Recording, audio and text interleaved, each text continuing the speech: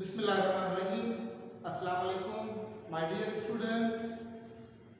Hope you are all well. आज हम जो टॉपिक शुरू करने जा रहे हैं बेटा वो Sindh board chapter number 2 the 3 states of matter है। I will try my best कि आपको मैं बेस्ट टेक्निक्स और बेस्ट ट्रिक्स दूं रिगार्डिंग चैप्टर नंबर 2 में। ये एक सीरीज हम स्टार्ट करने जा रहे हैं जो टॉपिक टू टॉपिक इंशाल्लाह टाइम टू टाइम वो वीडियोस में अपलोड करता जाऊंगा। ठीक है बेटा, तो टॉपिक है हमारा चैप्टर है 3 स्टेट्स ऑफ मैटर। टॉपिक में इसमें हम थोड़ा इंट्रोडक्शन को एक्सप्लेन करेंगे। The first term is matter. What is matter? Matter means anything which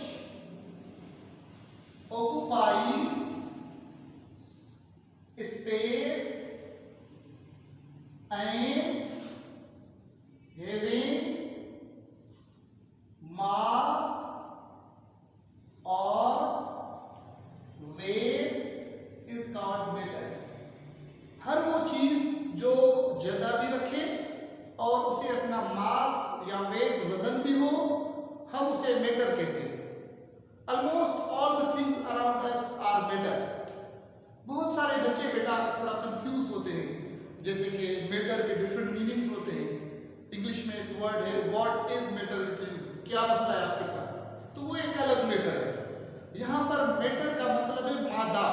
जैसे कि एक वर्ड है मैटर में, एक मादा हम ऐसे लिखते हैं और एक मादा हम ऐसे लिखते हैं। समटाइम हम ये वर्ड इस्तेमाल करते हैं कि मेरे मादे में तकलीफ है, तो बहुत सारे बच्चे पूछते हैं कि सर ये वही मादा है। असल में ये जो मादा है वो स्टमक जिसे हम कहें, मगर यहाँ पर जो हम केमिस्ट्री में पढ़ते हैं वो इस मादा की बात करते हैं। हर वो चीज चाहे वो लिविंग है चाहे वो नॉन लिविंग है, वो वजन भी रखे और जगह भी रखे, उसे हम मैटर कहते हैं।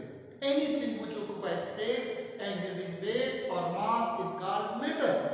My dear students, इस मैटर की स्टडी को केमिस्ट्री कहते हैं।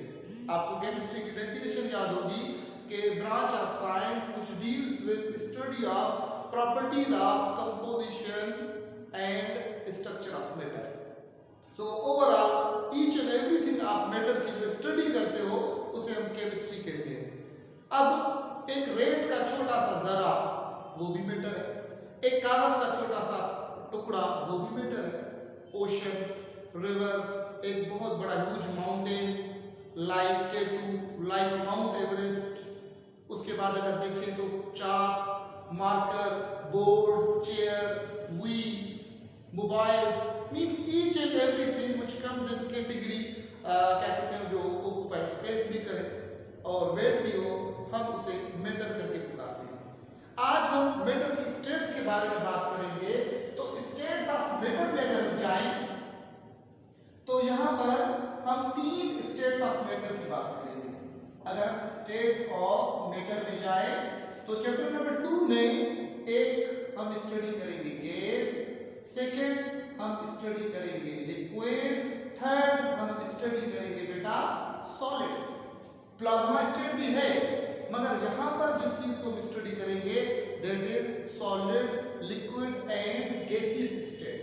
वन बाय वन हम स्टार्ट करते हैं। थोड़ा सा बेसिक मैं आप लोगों को लेकर जाऊंगा ताकि वो चीजें आपको वन बाय वन क्लियर हो, which you have studied in 9th matric classes.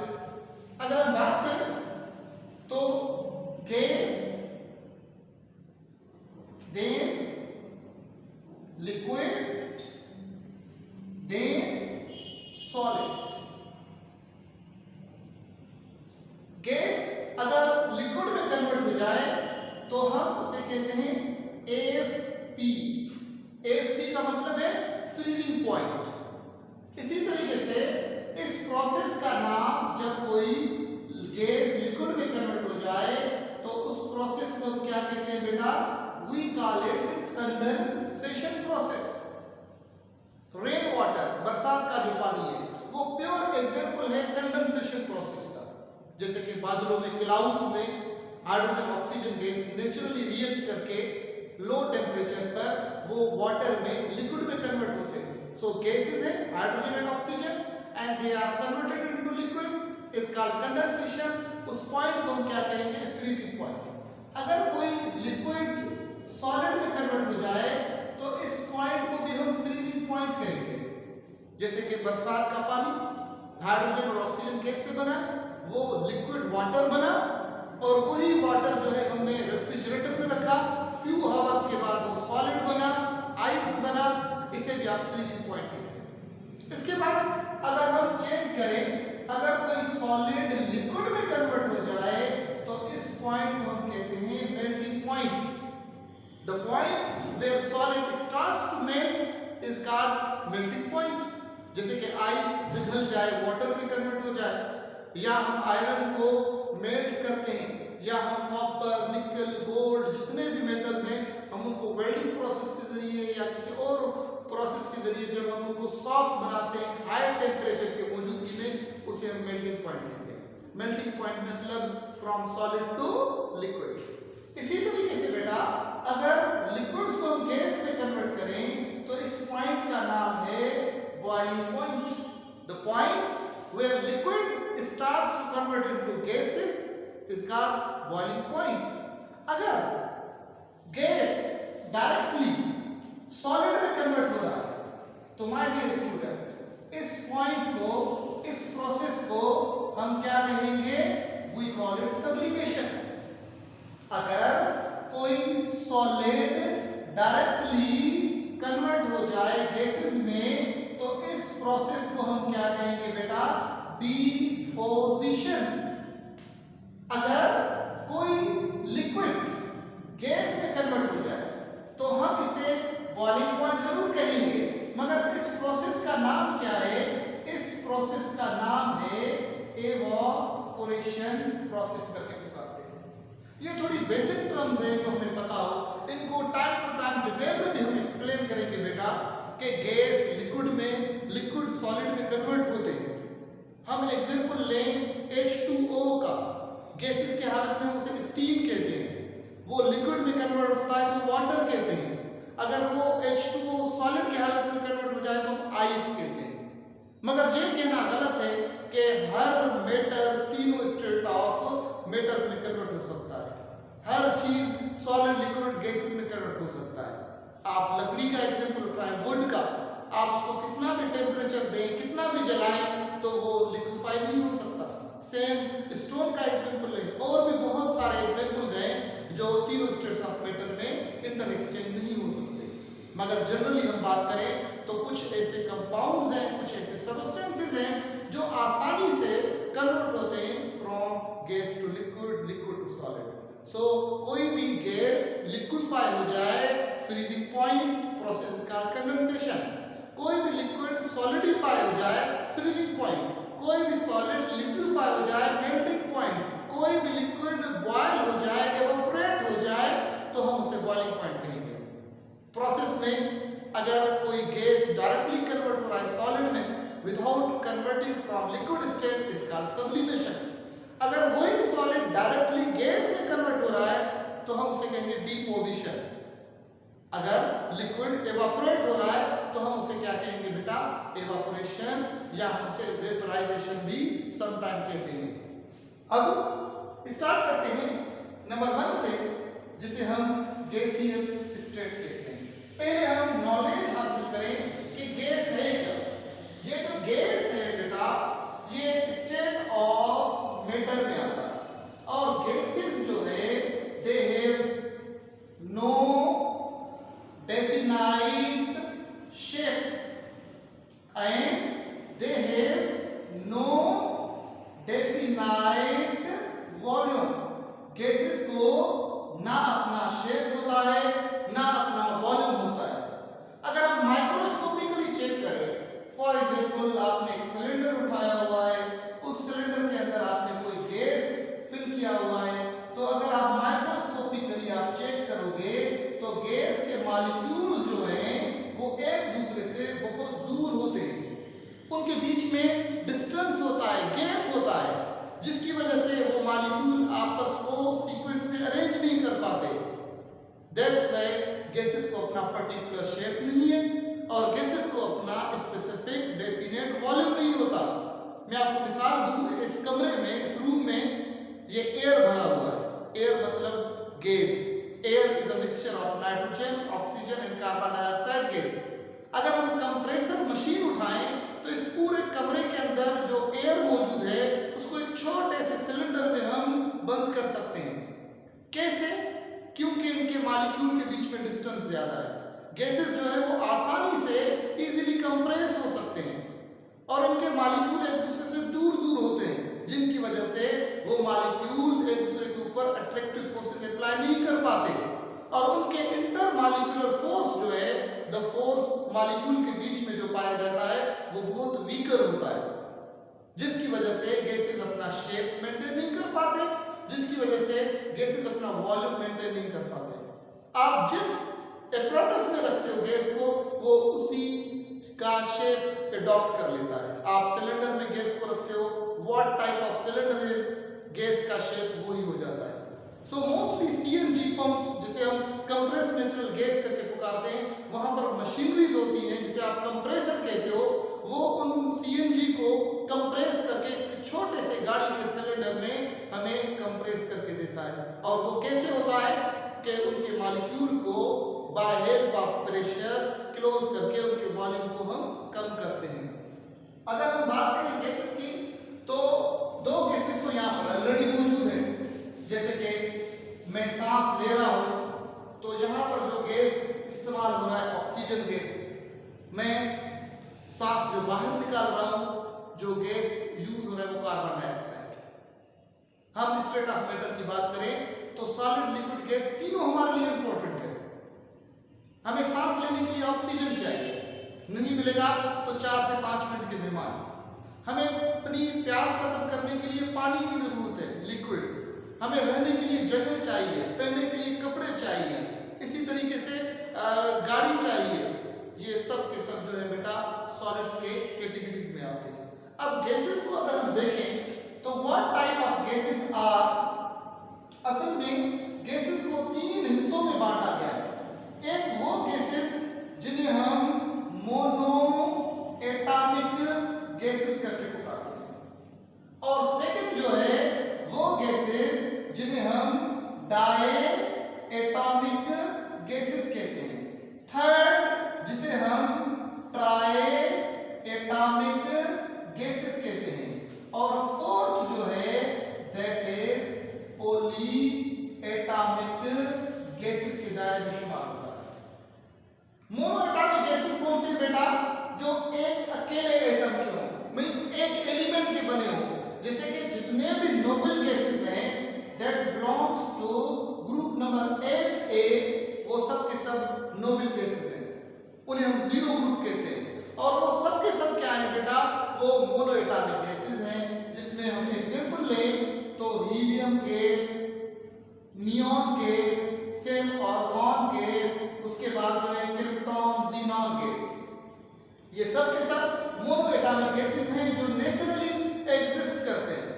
कुछ गैसेस डायएटॉमिक होते हैं, मींस वो सेम मॉलिक्यूल्स के बीच में बने होते हैं। जैसे कि बात करें बेटा तो हाइड्रोजन गैस, इसी तरीके से देखें तो nitrogen gas, same oxygen gas, chlorine gas, fluorine gas, ये ऐसे गैसेस हैं जिन्हें हम डायएटॉमिकली पहचानते हैं और ये डायएटॉमिक गैसेस में मिलते हैं। कुछ गैसेस ट्राइएटॉमिक भी होते हैं। जैसे कि हम बात करें ओजोन का, तो ओजोन जो है वो O3 है, जो हमारे और स्पेस के बीच में एक लेयर है गैसेस का, जो सूरज की अल्ट्रावायलेट हार्मफुल रेज को एब्जॉर्ब करके बाकी जो रेज होते हैं हमारे तक पहुंचाता है। सो ये ओजोन भी जो है वो गैसेस में आता है, जो ट्राइएटॉमिक गैसेस में शुमार होता है। कुछ गैसेस पॉलीएटॉमिक होते हैं, मींस डिफरेंट एलिमेंट के बने होते हैं, डिफरेंट एटम्स के बने होते हैं, like carbon dioxide, like methane gas जिसे सुई गैस के नाम से पहचानते हैं, लाइक सल्फर डाइऑक्साइड गैस हुआ, लाइक नाइट्रोजन मोनोऑक्साइड हुआ, लाइक कार्बन मोनोऑक्साइड हो गया। ये वो गैसेस हैं जो डिफरेंट एटम्स के बने होते हैं। सो गैसेस क्या है? That is the simplest state of matter. जिनको ना अपना पर्टिकुलर शेप है, ना अपना स्पेसिफिक वॉल्यूम है। गैसेस के मॉलिक्यूल एक दूसरे से दूर होते हैं, इनका मेल्टिंग और बॉइलिंग पॉइंट बहुत कम होता है, इनके बीच में इंटर मॉलिक्यूलर फोर्सेस जो है बहुत वीक होते हैं, और कंप्रेसर के जरिए गैसेस को हम करीब उनके वॉल्यूम को कम कर सकते हैं। गैसेस मोनो एटॉमिक में भी मिलते हैं, डाई एटॉमिकली भी हैं, ट्राई एटॉमिकली भी हैं, और पॉली एटॉमिक गैसेस भी मौजूद हैं हमारे वर्ल्ड के अंदर, यूनिवर्स के अंदर। अब आगे चलते हैं लिक्विड स्टेट की तरफ। आई होप ये चीजें आपको क्लियर होते जा रहे हैं बेटा। अब सेकेंड स्टेट ऑफ मैटर जो चैप्टर नंबर 2 में हम पढ़ेंगे, उसकी इंट्रोडक्शन अगर हम करें तो that is liquid state. Liquid state को हम इंटरमीडिएट स्टेट ऑफ मैटर कहते हैं। इंटरमीडिएट में दरमियान, मतलब 50% इसकी प्रॉपर्टीज गैस से मैच करते हैं और 50% इसकी प्रॉपर्टीज जो है वो सॉलिड से मैच करते हैं। अगर हम लिक्विड की बात करें तो liquids have no definite shape. Liquids को अपना कोई भी शेप नहीं होता, but liquids have definite volume. मगर लिक्विड्स को अपना वॉल्यूम जरूर होता है। अगर आप माइक्रोस्कोपिकली चेक करते हैं, कोई आप गिलास, कोई जग जिसमें आपने पानी उठाया हुआ है, या कोई और क्या कहते हैं लिक्विड आपने उठाया, like petrol, like diesel, benzene, तो अगर आप माइक्रोस्कोपिकली चेक करेंगे बेटा, तो लिक्विड के मॉलिक्यूल के बीच में भी डिस्टेंस है, इम्पटी गैप है। मगर as compare to the gases, liquid के जो मॉलिक्यूल है उनका जो गैप है, उनका जो डिस्टेंस है वो कम है। मगर फिर भी कुछ डिस्टेंस है जिसकी वजह से वो मॉलिक्यूल आपस को अरेंज नहीं कर पाते, सीक्वेंस एंड सीरीज में नहीं ला पाते, वो रेगुलरली अरेंज नहीं हो पाते, जिसकी वजह से कोई मखसूस शेप नहीं रख सकते। मगर उनके बीच में जो क्या कहते हैं डिस्टेंस है बहुत कम है, जिसकी वजह से स्पेसिफिक वॉल्यूम होता है। मैं अगर आपको एक एग्जांपल दूं कि क्या आप एक गिलास में जग जितना पानी डाल सकेंगे? Obviously no. जितना गिलास का वॉल्यूम है आप उसमें उतना वाटर डाल सकते हैं, या एक गिलास में आप कूलर जितना पानी डाल सकते हैं? Obviously no. क्यों? क्योंकि लिक्विड्स जो है उनको अपना स्पेसिफिक वॉल्यूम होता है, और इसी वजह से लिक्विड्स का जो है वॉल्यूम बहुत कम कंप्रेस होता है। नेग्लिजिबल आप वर्ड यूज कर सकते हो। इनका इंटरमॉलिक्यूलर फोर्स जो है वो गैसेस से ज्यादा होता है, इनका जो हार्ड मेल्टिंग और बॉइलिंग पॉइंट गैसेस से ज्यादा होता है, और आमतौर पर अगर हम बात करें तो लिक्विड्स को अपना मखसूस वॉल्यूम होता है। अगर हम लिक्विड्स को हम डिस्ट्रीब्यूट करें कि कौन से लिक्विड्स पाए जाते हैं, तो इस हिसाब से हम लिक्विड्स को ऑर्गेनिक एंड इनऑर्गेनिक लिक्विड्स में कन्वर्ट करते हैं। ऑर्गेनिक लिक्विड्स वो लिक्विड्स जिसमें कार्बन मौजूद हो, like petrol, like diesel, like kerosene, like alcohols, like ethers, carboxylic क्या कहते हैं कंपाउंड्स हैं जो लिक्विड की हालत में मिलते हैं। कुछ लिक्विड्स जो है वो इनऑर्गेनिक होते हैं जिनमें कार्बन नहीं पाया जाता, जैसे कि वाटर, जैसे कि सल्फ्यूरिक एसिड, जैसे कि हाइड्रोक्लोरिक एसिड, जैसे कि HNO3 नाइट्रिक एसिड।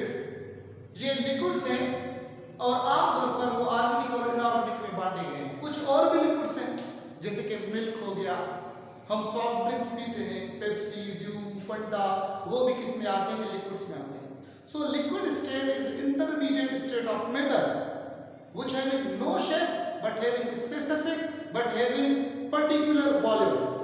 लिक्विड के मॉलिक्यूल के बीच में डिस्टेंस गैसेस के हिसाब से थोड़ा कम होता है, मगर फिर भी कुछ ना कुछ लिक्विड वॉल्यूम्स में, लिक्विड के मॉलिक्यूल्स में डिस्टेंस होता है। अब अगर हम थर्ड स्टेट ऑफ मैटर की तरफ जाएं, आई होप ये चीज वन बाय वन आप लोगों को क्लियर होती जा रही है। अगर हम थर्ड स्टेट ऑफ मैटर की तरफ जा रहे हैं तो वो है बेटा सॉलिड स्टेट। ये कॉम्प्लेक्स स्टेट ऑफ मैटर कहलाता है। सॉलिड स्टेट जो है बेटा they have specific, they have definite shape, and they have specific definite volume. हम लिक्विड को इंटरमीडिएट स्टेट क्यों कहते हैं? क्योंकि लिक्विड को अपना शेप नहीं है, ये प्रॉपर्टी गैस से मैच करती है, और लिक्विड को वॉल्यूम है, ये प्रॉपर्टी सॉलिड से, जिसकी वजह से वो 50% लिक्विड गैसेस में और 50% सॉलिड से मैच करते हैं। अब सॉलिड्स जो है उनको अपना डेफिनेट शेप, डेफिनेट वॉल्यूम होता है। अगर आप कोई सॉलिड उठाते हो लाइक वुड, लाइक आयरन या कोई और, तो आप उसको माइक्रोस्कोपिकली चेक करेंगे तो उनके मॉलिक्यूल्स जो है वो आपस में बिल्कुल क्लोजली क्या कहते हैं, बाउंडेड होते हैं, वो बिल्कुल एक दूसरे के करीब होते हैं, और इस करीब होने की वजह से जिनके मॉलिक्यूल आपस को अरेंज कर पाते हैं और किसी भी सॉलिड को एक मखसूस एक स्पेसिफिक शेप देते हैं, और due to closeness of molecule इनको अपना मखसूस वॉल्यूम भी होता है। इनका मीन सॉलिड का मेल्टिंग और बॉइलिंग पॉइंट जो है वो लिक्विड और गैसेस से ज्यादा है। इनके मॉलिक्यूल के बीच में जो इंटरमॉलिक्यूलर फोर्स है वो भी लिक्विड और गैसेस से ज्यादा है। मोस्टली तौर पर अगर देखा जाए तो सॉलिड स्टेट को हम कॉम्प्लेक्स स्टेट ऑफ मैटर के दायरे में हम लाते हैं। अगर हम सॉलिड्स को डिवाइड करें तो सॉलिड्स को दो हिस्सों में हम बांटते हैं बेटा। वो कौन सा है? एक एमॉर्फस सॉलिड्स और सेकंड है क्रिस्टलाइन सॉलिड। एमॉर्फस सॉलिड्स वो होते हैं जिनका अपना कोई भी फिक्स मेल्टिंग पॉइंट नहीं होता। क्रिस्टलाइन जो सॉलिड्स होते हैं उनके मॉलिक्यूल रेगुलरली अरेंज्ड होते हैं और उनका जो है शार्प मेल्टिंग पॉइंट पाया जाता है। सो ये है थोड़ा सा इंट्रोडक्शन बेटा चैप्टर नंबर 2 में जो सॉलिड, लिक्विड और गैसेस के बारे में है। जो भी क्वेश्चन हो बेटा रिलेटेड टू दिस आप कमेंट कर सकते हो, आप पूछ सकते हो। इंशाल्लाह जो नेक्स्ट टॉपिक होगा वो फर्स्ट ईयर केमिस्ट्री में काइनेटिक मॉलिक्यूलर थ्योरी होगा। सो एक सीरीज हमने स्टार्ट की है, इंशाल्लाह इस सीरीज को स्लोली ग्रेजुअली हम आगे लेकर जाएंगे। मैं अपना कोशिश करूंगा कि इसमें आपको कंप्लीट में नॉलेज दूं बेटा। Thank you very much. दुआ में